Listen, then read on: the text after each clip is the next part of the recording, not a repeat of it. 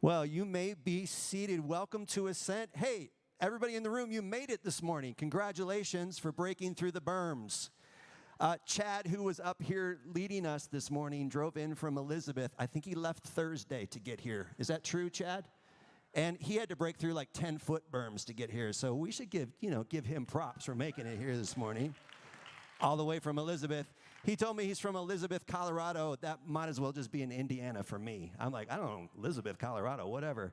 And so he made it through, and then I had to break through some berms this morning. And every time I tell the story that I had to break through the berm, it started out this high, and now it's like this, right? The berms have gotten so much bigger, but we're here. We made it. Congratulations. I want to give a proper shout out, first and foremost, to every elementary age student in the room. Yeah, let's give it up for our kiddos. Thanks for being here this morning. I know this isn't like your favorite space to be in, but thank you for flexing and being a part of us.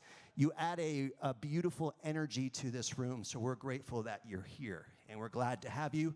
And for those of you tuning in at home, we are blessed to have you. All my family in California that's getting obliterated with rain right now, hey, keep it cool. We're happy that you're with us this morning.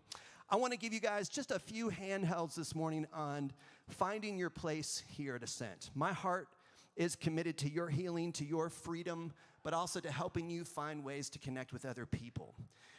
One of the most exciting things I think we got going on here at Ascent is our women's Bible study. On Monday nights and Monday mornings, Susan Kim just started up a new study on Monday mornings. She's going to be at the Connection Center afterwards. If you're interested in jumping in with a group of our ladies and learning about Christ together and learning about relationship, it's just a great opportunity for you to grow and connect with people and to feel a little less alone in the world. I'm also grateful for our Tuesday morning men's Bible study.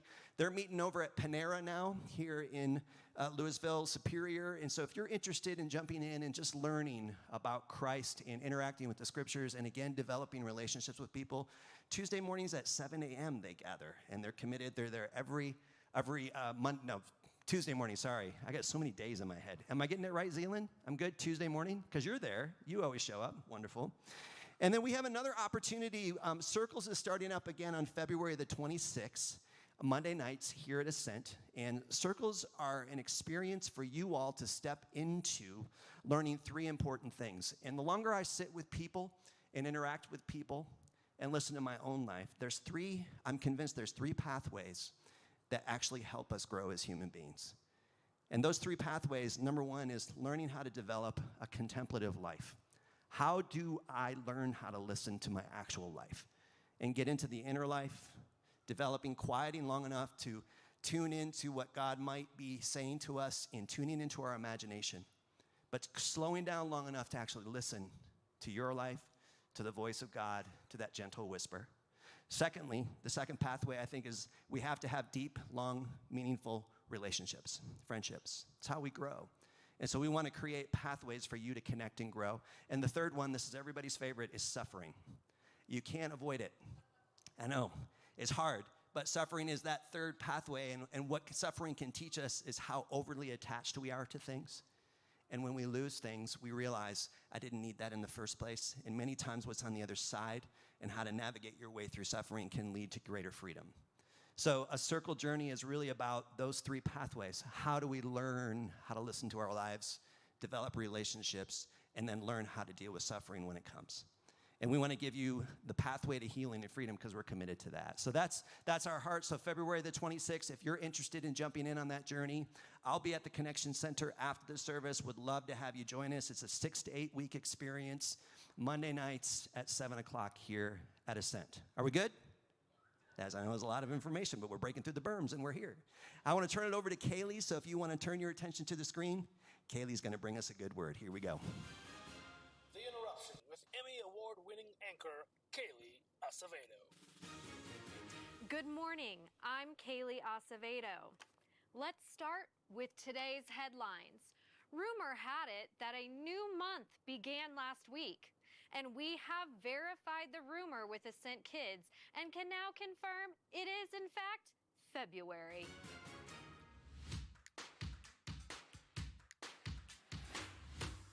Hi, I'm Terry Kalmbach, interrupting the interruption with breaking news. I'm reporting live just outside where Word on the street is kindness is taking over the streets. Now, this is a developing story, but authorities are saying that kindness is showing others they are valuable by how you treat them. We even heard from one eyewitness who claims that you can actually affect how people feel by treating others with kindness. Wow. We'll continue to keep our eyes out for acts of kindness as the story develops. For now, I'm Terry Kalmbach reporting live for The Interruption. Back to you in the studio.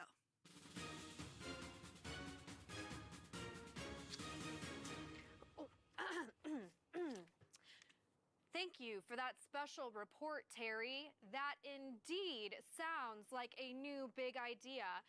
Perhaps more eyewitnesses are out there. If you or someone you know is familiar with this big idea of kindness, take a few minutes to draw what an act of kindness might look like.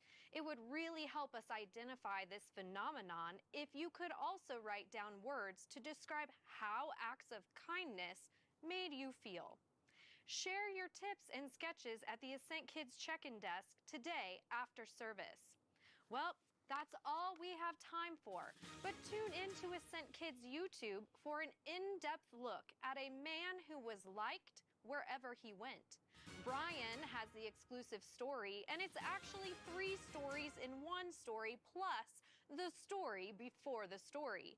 Apparently, the man repeatedly showed acts of kindness and even pulled off the ultimate act of kindness. Carter and Zeke are in the story lab building a campfire. I've been told it only takes a spark to get a fire going. For all of us here at The Interruption, I'm Kaylee Acevedo. Keep it kind and rewind.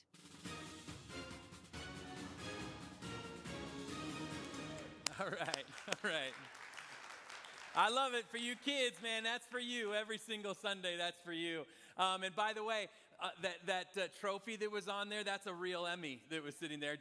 Kaylee's husband, Sebastian, has won a few of those. I think like 11 or something, maybe 3. But he's won Emmys, and that's an actual Emmy. So that is every week for you little ones. That's for you guys, okay? I'm Bill Stevens. I'm the lead pastor here at Ascent. It is super great to have you guys here. You know, like John said, man, we have braved it to get here today. I don't know how many of your backs are hurting today. I mean, I'm 54. I pull a muscle when I brush my teeth. And so when it comes to like shovel and that kind of snow, I mean, I've got the stool up here because the back's feeling like it's about to go out. It's a mess out there. It's a mess in here, you guys. The construction, I mean, it is so fun that it's happening, and it comes with this real excitement for what's about to happen and what's happening down the road, but it also comes with some anxiousness too, because, you know, you go back there and you look at it. I went back there early this morning just to see where they're at, and I'm just going, there's some anxious about change. I'm thinking, man, all those rooms that we painted 10 years ago and changing that cigarette cage into a kid's classroom was a really cool thing to do.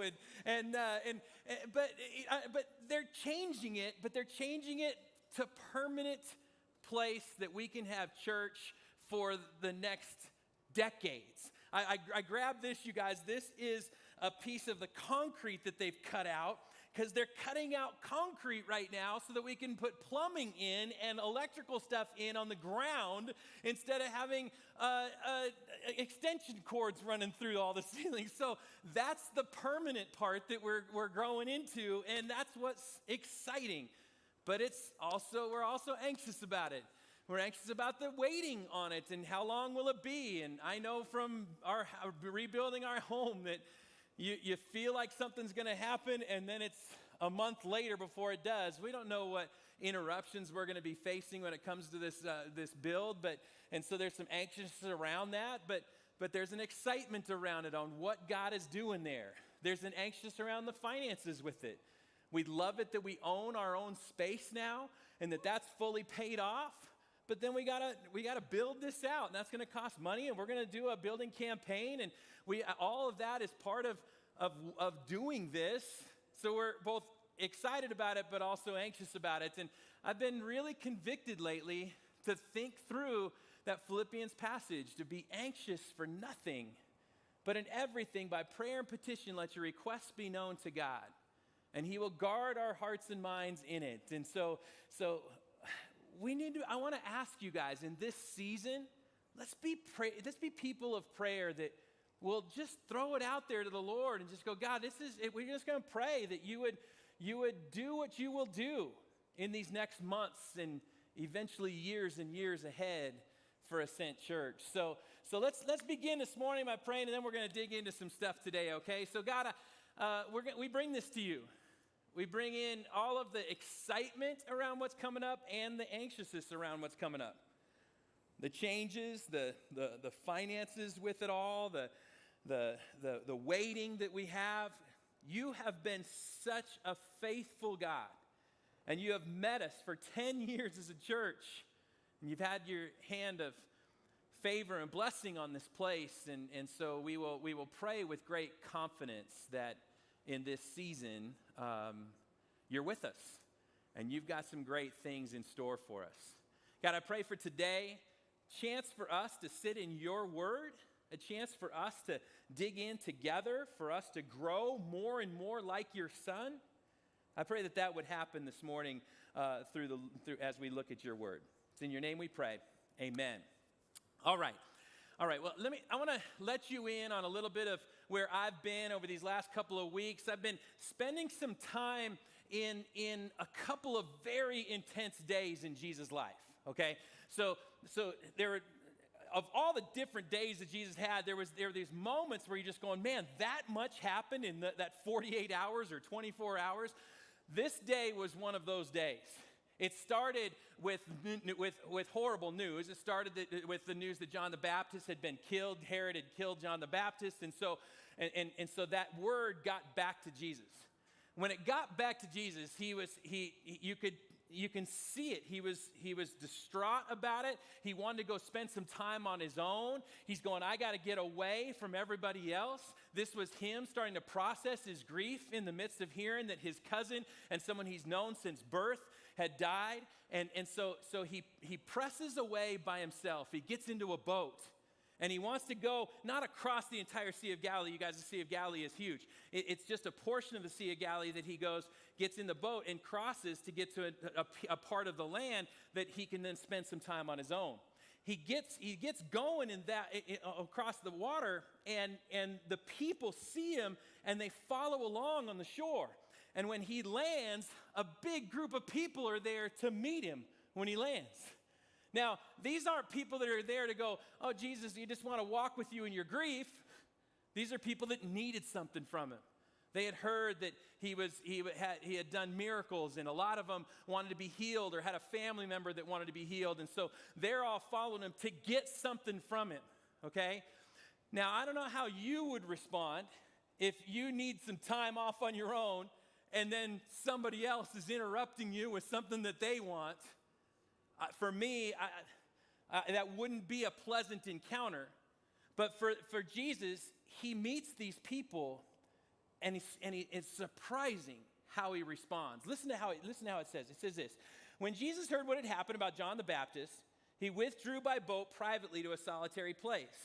Hearing of this, the crowds followed him on foot from the towns. When Jesus landed and saw the large crowd, he had compassion on them, and he healed their sick. He had compassion on these people that were, in a sense, bothering him, if we want to look at it the way we would look at it. And he had compassion on them. Now, this next part is so fascinating, you guys.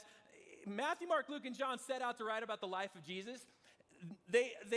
Some of them included some things, some miracles, and some of them didn't. And so like the wedding in Cana, a couple of them wrote about the wedding in Cana where Jesus changed water into wine, but not all of them did. Some of them wrote about Lazarus being raised from the dead, but not all of them did. But this next miracle, all four of them wrote about it. And they all gave little different details in it. Matthew says this: as evening approached, the disciples came to him and said, this is a remote place and it's already getting late. Send the crowds away so they can go to the villages and buy themselves some food. They've been there all day long and they're getting hangry, and so they're going, man, we got to get these guys some food. Now we jump over to John, because John gives some specifics about this next piece and the people that were involved. John says, Philip answered him. It would take more than half a year's wages to buy enough bread for each one to have a bite. To have one bite, it's going to cost a half a year's wages. Come on, we can't do that. Another of his disciples, Andrew, Simon Peter's brother, spoke up and he says, here's a boy with 5 small barley loaves and 2 small fish. But how far will that go again with so many? See, you think about that from the perspective of the boy that's there. And he's probably carrying his groceries. The family probably sent him to the market to go buy some bread, buy some fish, and bring it back. We know as a family that probably didn't have very much money because he's buying barley bread. The rich or the wealthy, they were the ones that were eating bread made from flour.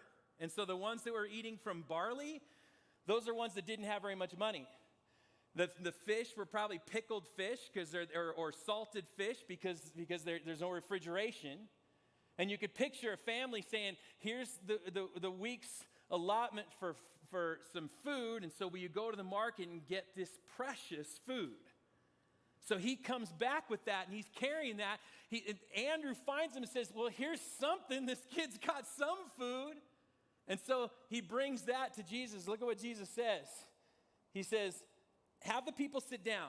There were plenty of grass in that place, and they sat down. About 5,000 men were there. 5,000. Now, theologians, back then, the culture was you only counted the men, but theologians believe that it was far more than 5,000.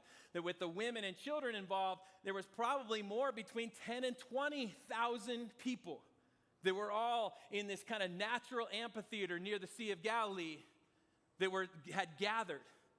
So Jesus says, sit them down, and he even in one of the other books of the Bible says that they split them up into 50s and 100s. And then Jesus took the loaves, gave thanks, and distributed to those who were seated as much as they wanted. He did the same with the fish. Now, I know some of you have heard this story a bunch of times, and some of you have gone, okay, yeah, this is the feeding of the 5,000. Come on, put this in perspective. I don't know how many of you guys have been to Ball Arena, but I just went with my daughter to an Avs game. This would have been like us stopping at Costco beforehand and buying 5 hot dogs. And not me telling Abby on our way to the Avs game, we're going to feed everyone at Ball Arena with these 5 hot dogs. And they're going to have plenty. So much they're going to be full. And Abby, you'll have leftovers. That's what he just did right here, you guys. That's what he did. When they all had enough to eat, he said to his disciples, gather the pieces that are left over. Let nothing be wasted. So they gathered them and filled 12 baskets with those pieces of 5 barley loaves left over by those who had eaten. You guys, why did he do 12?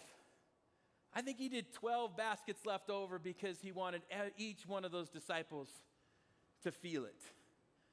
For them to remember what this was like to feed all of those people and then to hold a basket of leftovers and go, he did this. It was that kind of abundance that he just gave for these people. And then here's what happened. When he finished that, now remember, Jesus still hasn't gone off to spend time on his own. And so he still wanted to do that. So it said he left again to a solitary place on the mountainside. But as he left to that mountainside, the winds and the waves started crashing. The disciples decided to go out on the boat before that happened. And so they're out there on the boat. The winds and waves happen. Jesus then goes back down off the mountainside, interrupted again, and walks on the water out to the boat. This is when he calls Peter out on the water. He calls him out on the water. Peter sinks, he pulls him back out, gets into the boat, tells his disciples, man, you got to trust me. Don't you remember what I just did for all those people? Come on, you got to trust me. And they get to the other side of the Sea of Galilee. When they get there, what's there? More people. Jesus still interrupted. And and there's a bunch of people that are there, some that had continued to follow him, some new ones that gathered. And he says this. He says, Jesus called his disciples and said, I have compassion for these people. They have already been with me 3 days and have nothing to eat. I don't want to send them away hungry or they may collapse on the way. And what happens, you guys? This is where it almost becomes comedy. It's almost like the disciples are going, Jesus, we got 7 loaves instead of 5. And we've got a few fish instead of 2. and we have 4,000 men, and so about 10,000 people instead of 15 to 20, what are we going to do? And Jesus said, we're going to feed them. And he feeds another group of people with the loaves and the fish. So in the midst of this horrible start to a day and this grief that Jesus is going through and all the stuff, his response was compassion. There's something about that. There's something about his character that we need to pull.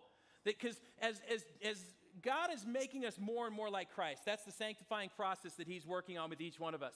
As he's doing that, man, we got to recognize what are the character traits that Jesus has that is starting to happen or should be happening in our life. So let's look at this thing. Compassion in the midst of whatever is going on to whoever is out there, he responds with compassion. Now that word is a really cool Greek word. It's called splagnizomai, okay? I want you guys, in fact, I want you to just say it just because it's cool to say a really long Greek word that splagnizomai, okay? 1, 2, 3.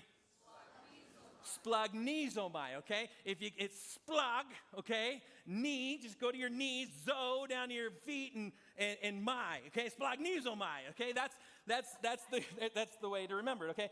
Splagnizomai, listen to this. The first part of that word, splagna, it means internal organs, okay? So splagnizomai literally means to be moved so deeply by something that you feel that it's in the pit of your stomach. You're moved that deeply. Splagnizomai is this special combination of love and compassion. It's far more than pity. See, when Jesus fed the 5,000, he didn't just pity them because they didn't have enough to eat. He was feeling a deep, deep compassion, a deep, deep feeling for each person that was around him. And so he fed them. It was a combination of love and compassion. It was far more than pity. This emotion moves us so completely that we can physically feel it and we are compelled to respond. It's a strong word about a strong response. There's nothing subtle or uncertain about it. That's splagnizomai. And that's what Jesus was doing. And he was recognizing that with every person that was around him. The deep, deep feeling of love and compassion for each one of them. It's what I would call a generous love. He had this abounding love, and it was a generous love that he wanted to share with everybody else. That's the word I've been sitting in, is that splagnizomai and this generous love. But if I'm going to get into a generous love, I got to talk about that word, generous and generosity, because we tend to compartmentalize it and push it on a different way.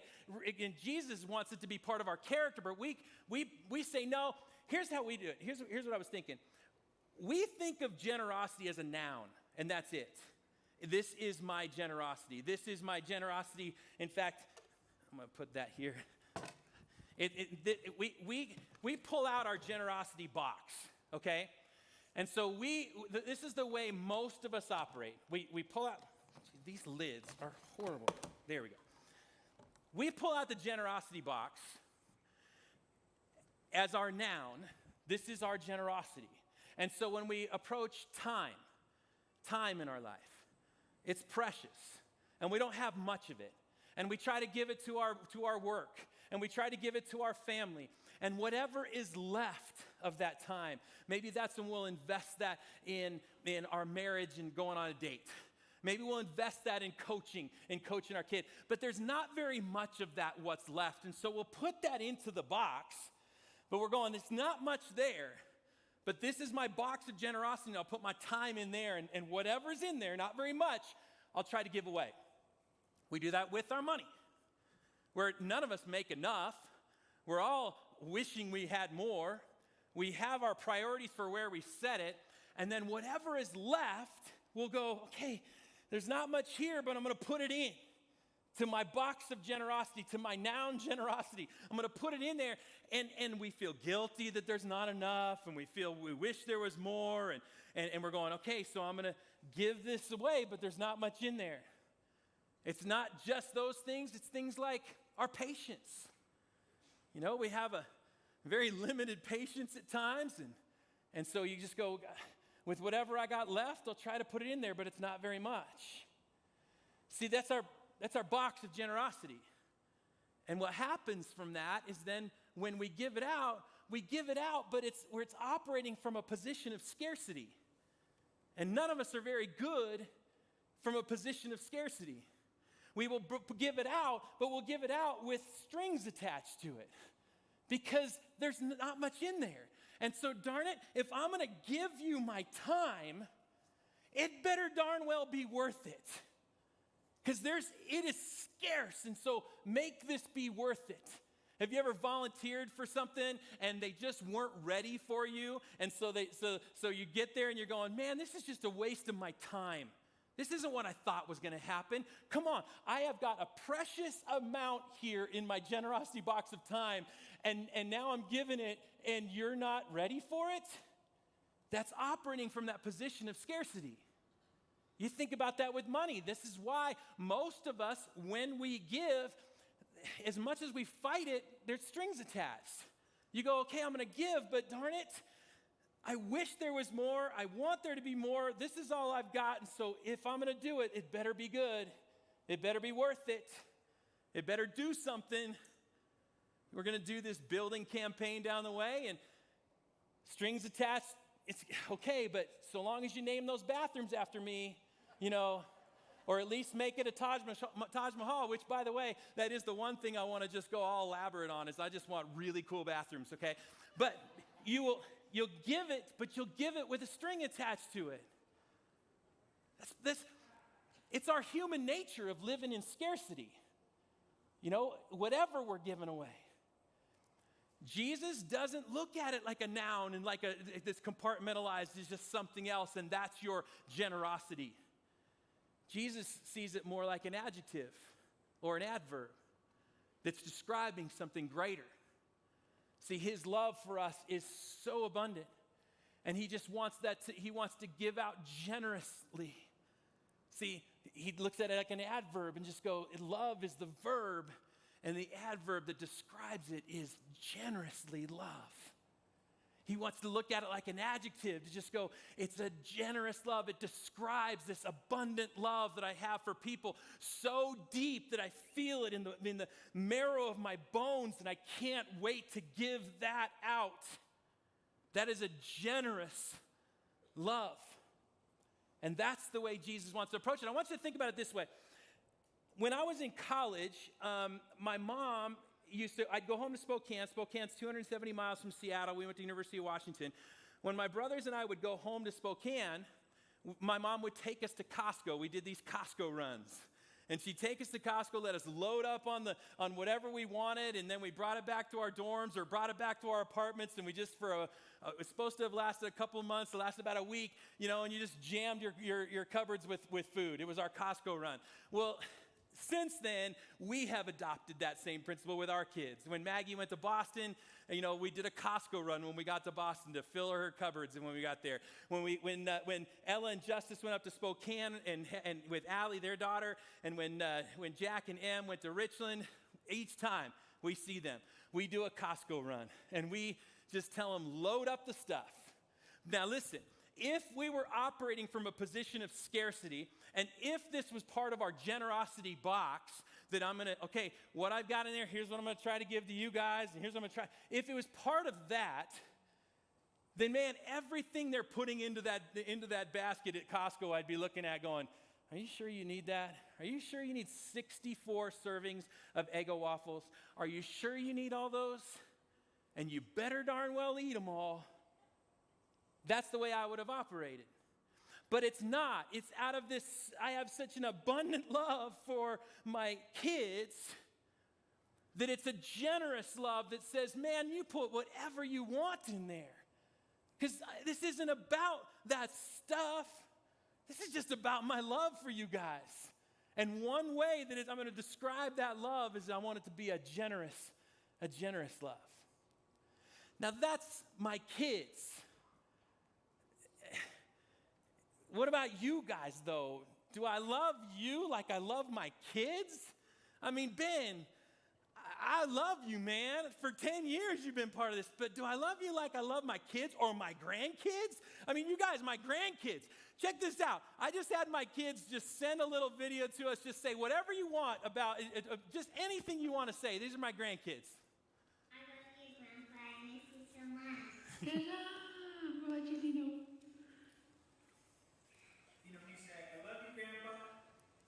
I love you, Grandpa. so much. I miss you so much. Good job, guys. Hey. Hey. Hey, Grandpa. Hey. Papa. Yeah, love you. Hey. Come on. Grandkids are the real deal, you guys. I mean, it's the real deal. I love those guys, and I love them more than I love you, Ben. I'm sorry. I do. I love them. Are you going to say you love your 10 grandkids more than you love me? I'm going to fix that in a second. Do I love them? Do I love them more than I love my neighbors? Absolutely. Do I love them more than I love my enemies? Of course. But here's what Jesus is calling us to do. He wants us to love. He's given us an abundance of love, not a scarcity of love, not a portion of love that we put in a box of scarcity. He has an abundance of love that he's given us, and he's saying, now, be generous with that. And not just with the people that you love, but even your enemies. Be generous with this abundance that I've given you. That's what he's getting at with what we're reading. Look, generosity is not a compartmentalized thing that happens when you have enough. It's a character trait that becomes part of who we are. It's not a calculation out of scarcity. It's a response out of abundance. And don't get this mixed up as just just about money, or it's just about time. And it's a character thing. It's about all of it. I'll never forget this moment. Jackie and I, we had Jack and Em and the kids. We had them live at our house before they moved up to Washington. And so they lived with us for a season, And I tell you what, man, I forgot how much stuff parents of little kids have. They have a ton of stuff. And that stuff in a small house, in the house that we were living in before it burned down, in that small house, man, that stuff was just coming out of the walls, the toys and everything. It was just so much stuff, and the diapers and the pluggies and the bottles and all the Cheerio bowls, and then you had to do the dishes, and there were so many dishes, and cleaning the bib and the Cheerios that have just gotten all soggy in the bib. It's just disgusting. And when you're a parent, it's like, well, I just got to do it. But as a grandparent, it's like, I don't want to do this part, And it's just all over, all that stuff. Financially, it was more expensive because we didn't want them to have to pay for stuff, so we were buying everything. And it was a lot. And there was a point where, for me, I'm getting older, and I get a little bit more agitated about things like that. One night, I'm complaining to Jackie, and we get to bed, and I'm just going, Jackie, gosh, it's so much. And I'd never forget what she said. She said, Bill, I've got this abundance of grace. And she said, I want this season, I want to be generous with grace. And I'm going, that's a strange way to put it, generous with grace. But that's exactly what we're talking about. It's a character. It's not a thing, generosity. It's generous grace. It's an adjective and it's an adverb that describes I'm gonna share my grace generously in a season where these guys need that. That's what we're talking about, you guys. It's all of it. It's encompassing all the different parts of our life. I'm talking about when you're in conversation, are you generously listening? In conversation, because I have a generous love, I'm going to generously listen. Are we generously patient? Are we generously understanding? Do we have a generous understanding for somebody else? You guys, we're coming up to another extremely volatile political season. It's going to get messy.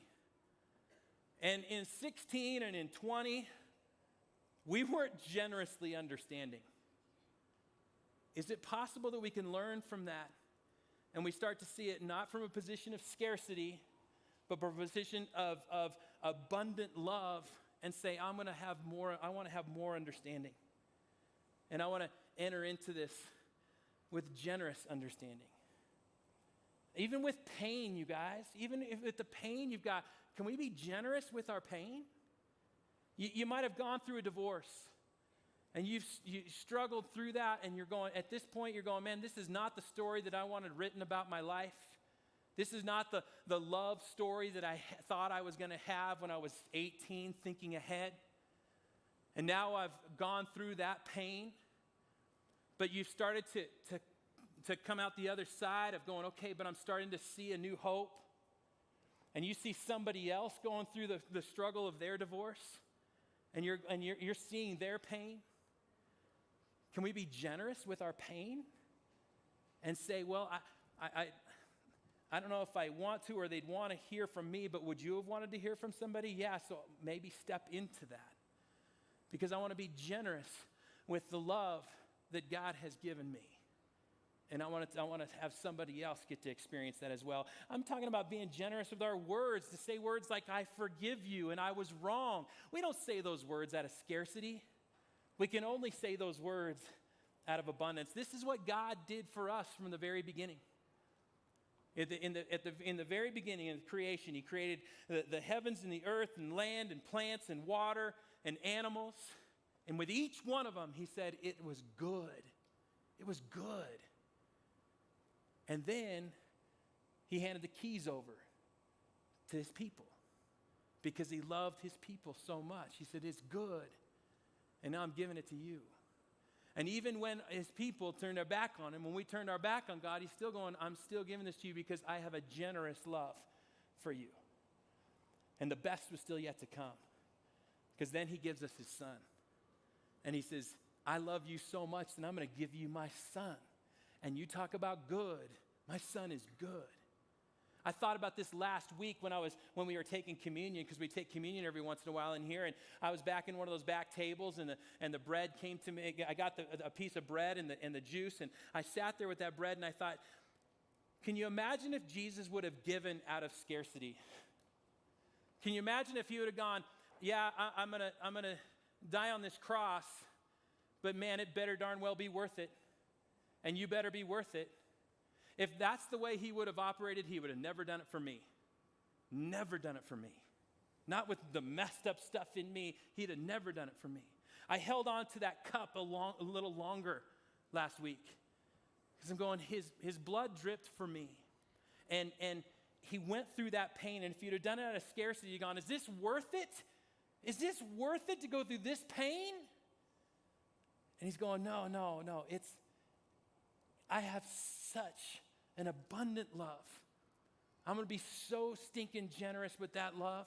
I'm going all the way to a death on the cross, because I'm going to have a generous love for my people. That's the way he operated. When we go back to this situation that happened where he fed these people, you know what we don't see from any of the four guys that wrote about this? We don't see him separating people out and saying, okay, I want everyone that believes in me to go over here, and those that don't go over here. Feed those guys. He said, feed them. Feed them all. Some of them believe in me and some of them don't. Some of them just want something from me and some of them don't. Some of them love me and some of them hate me. They hate me. But he didn't sit there with the disciples in a huddle and say, all right, you take these hot dogs and you do not feed those religious leaders. Those guys, because they were there. They were always, wherever there was a miracle, the religious leaders were there. Don't feed them. They don't deserve it. No. Jesus just said, feed them all. It's a generous love. Feed them all. And then he did it again. Feed them all.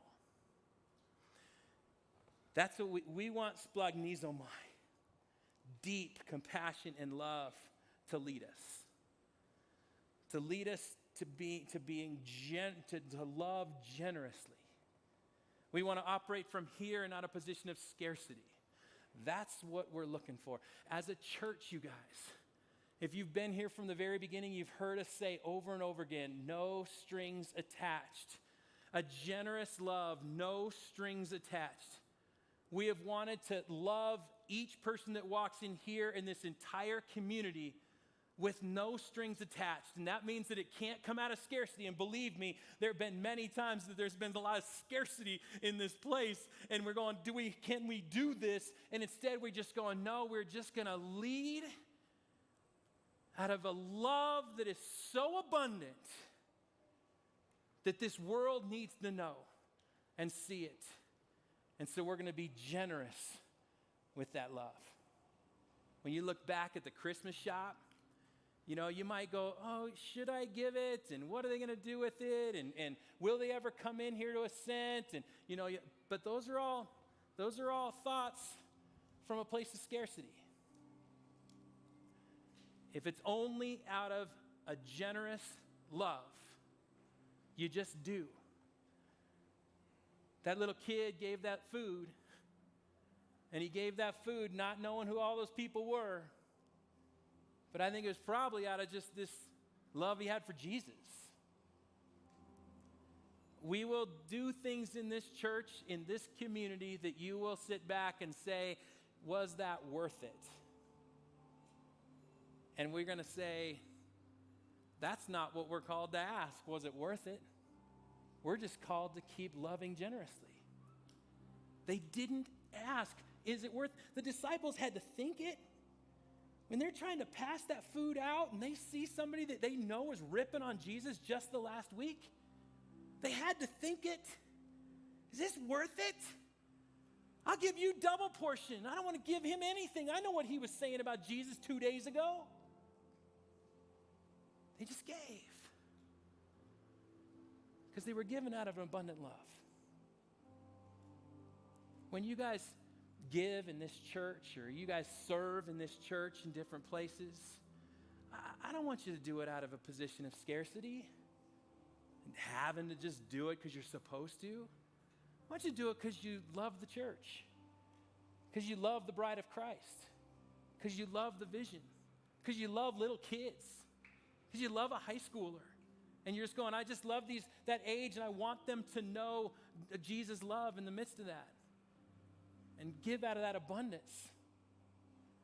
And even with your own purpose in your life, you guys, because you are the church. We are the church. So pray that God would give you a purpose that you can lead with abundant love with. Pray that he might call you to a school. That's the church. Reaching a school is when you find a purpose and you go, I'm gonna pray and that God would lead me to that school, and I do whatever they would need me to do there because I want to live a generous love. Pray that God would lead you to a prison, to a retirement community, to a coaching position, to a college student, to a mentor relationship.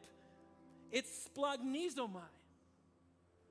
It's out of a deep, deep compassion and abundant love that I'm going to live generously. I can't help it. If you find yourself in a position where you're given out of scarcity, pray for that too. That God would transform your heart and mind. Because here's the deal, you guys. There's a lot of Costco runs that need to be made. There's a lot of people that would be so blessed by a Costco run. And that's going to come not from just a box. It's going to come from a character. And that character Jesus is forming within us, a generous love that he's forming within us. Father, I pray that would be what our church lives by. I pray that in our homes, I pray that husbands in our homes would live from a position of a character of generous love and not just the scarcity of, I don't have much to give today. I pray that wives, I pray that moms, I pray that dads. I pray that brothers and sisters, friends, workmates, God, help us transform our hearts to not from a position of scarcity that says, I don't have very much to give today, but instead says, I got all I have from you. I've got this abundant love that's pouring out. God, I pray that we would live generously with that love. God, put Costco runs in front of us. Put them right in front of us. We want to be people that bless people because we want people to know your love. So help us to live and lead from that place. It's in your name we pray. Amen. Let's stand and sing one more song together.